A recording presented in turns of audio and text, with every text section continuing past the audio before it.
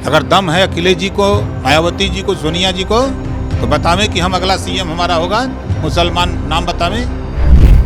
अगर अखिलेश जी ये बात कर रहे हैं लंबा पैकेज मिला है, तो वो बतावें कि हमारे वाले को कितना लंबा पैकेज दिए।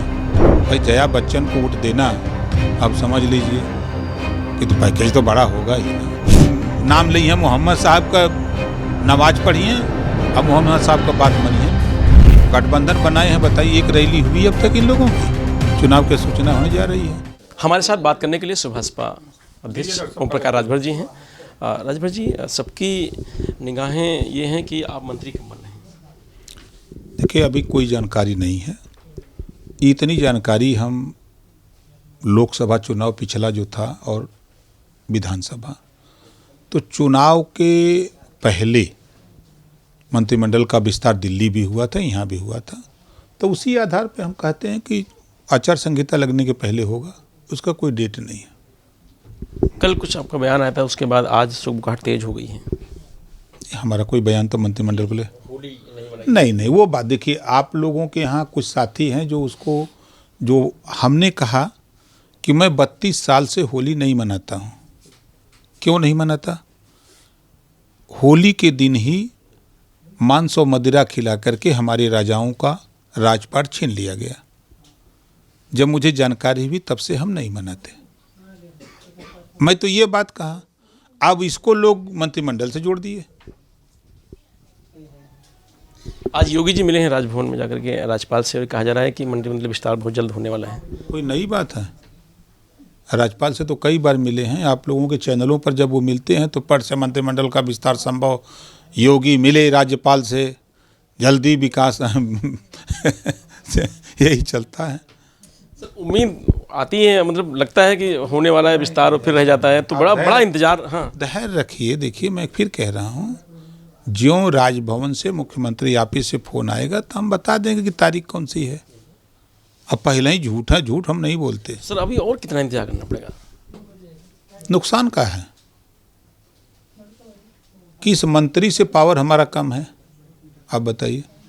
ठीक, वो तो बात सही है आपकी कि नहीं पावर कम है, लेकिन कहा जा रहा है कि भाई आपको मंत्री बनाने की बात थी, अभी तक मंत्री नहीं बनाया गया। दारा सिंह जी को देखें एमएलसी बना दिया गया। अच्छी बात है, बेचारे एमएलए थे, वो भी चला गया था, एमएलसी बना दिए। कम से कम एक सुरक्षा भी हो गई, एक कमरा मिल गया रहने के लिए, नहीं तो सड़की पर बोरा बिछा के सुतता रहा। सर लोकसभा की तैयारी चल रही है, चुनाव आयोग भी मीटिंग कर रहा है, क्या लग रहा है लोकसभा को लेकर किस तरीके से तैयारी है और कितनी सीटों पर लड़ने की? अब देखिए, अब नेतृत्व से बात हो, अब हम लोग गठबंधन में हैं, अब नेतृत्व से बात हो तो फिर आगे बात हो। जैसा आज चल रहा है कि एक सीट आपको दी जा रही है, हमें इस पर कोई जानकारी नहीं, इस संबंध में कोई जानकारी नहीं। आप लोग सूत्रों से खबर चला रहे हैं, चलाते रहिए, जाएंगे मिलेंगे तो मिलने के बाद तो बताएंगे। तो एक पे मतलब मान्य है सर, एक सीट?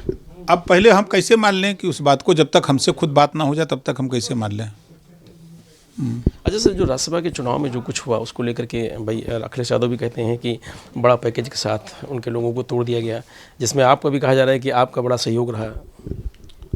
दोनों की लड़ाई में फौज मरती है तो दोनों ओर से मरती है ना, हमारा भी तो मर गया। अगर अखिलेश जी ये बात कर रहे हैं लंबा पैकेज मिला है, तो वो बतावें कि हमारे वाले को कितना लंबा पैकेज दिए, और डर और भय दिखा रहे हैं।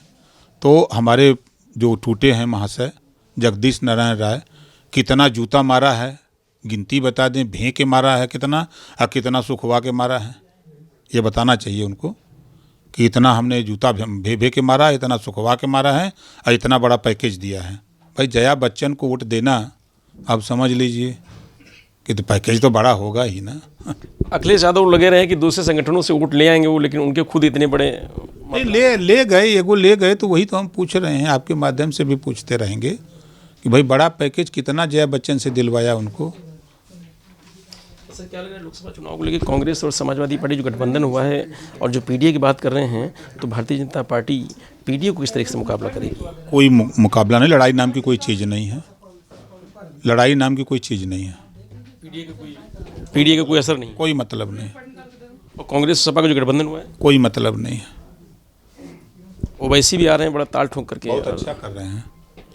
मुसलमानों को तो सोचना चाहिए कि जब राजभर अपनी पार्टी के साथ है, यादव अपनी पार्टी के साथ है, चमार अपनी पार्टी के साथ है, सब लोग अपनी अपनी पार्टी के साथ हैं, निषाद अपनी पार्टी के साथ है, पटेल अपनी पार्टी के साथ है, सब लोग अपनी अपनी पार्टी के साथ हैं। तो एक दूसरे का झुंझुना काहे बदे मुसलमान बजाओ तुम? ये बात सपा बसपा कांग्रेस के अलावा कोई नहीं कह रहा है। ओवैसी खिलाफत, चूँकि ओवैसी के बिरादरी का वोट ये लोग लेके गुलाम बना के रखे हैं।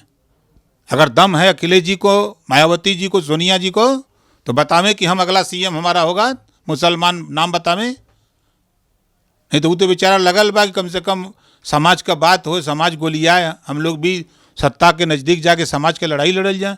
तो ये लोग खाली जौन तौन नाम ली हैं, मोहम्मद साहब का नमाज पढ़िए, अब मोहम्मद साहब का बात मनिए न।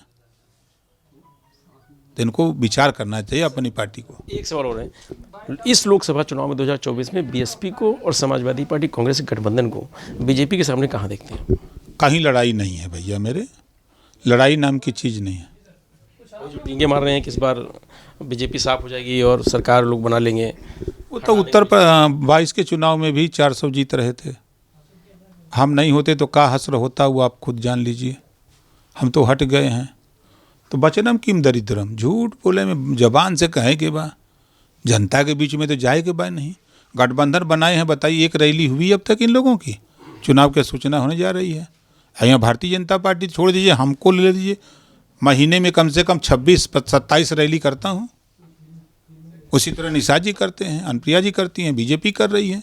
आइए लोग हवा में वोट लेंगे। सूची जारी कर दिया, 3 सूची जारी कर दिया। कर दें, कर रहे हैं, जारी से क्या मतलब है? तो कोई के लड़ा दें, लौट जाइए। चलिए, धन्यवाद। तो ये राजभर जी थे जिनका कहना है कि समाजवादी पार्टी, कांग्रेस गठबंधन और बीएसपी भारतीय जनता पार्टी के मुकाबले उत्तर प्रदेश में कहीं खड़ी नजर नहीं आ रही है।